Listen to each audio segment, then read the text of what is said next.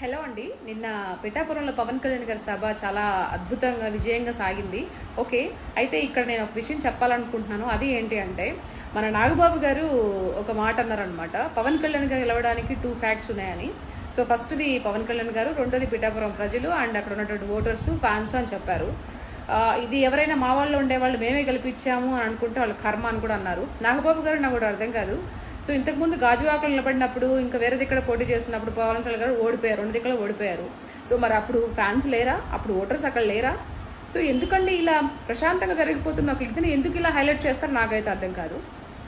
తర్వాత ఇప్పుడు అందరు కలిసి పవన్ కళ్యాణ్ గెలవడానికి ఈరోజు దోహదపడ్డారు అని అంటే ఒక మాట అంటే ఏమైపోతుందండి? సో దాన్ని ఎందుకు అంత వ్యత్యాసంగా ఇది చేసి మీరు ఎవరి నుంచో అన్నారో నాకు స్పష్టంగా అర్థమైపోతుంది. సో వర్మ గారు ఆయన పాత్ర ఎంత ఉన్నదో అందరికీ తెలుసు. మీరు అలా మాట్లాడడం కరెక్ట్ కాదేమో అనిపించింది నాగబాబు గారు. తప్పుంటే క్షమించండి. Okay, thank you.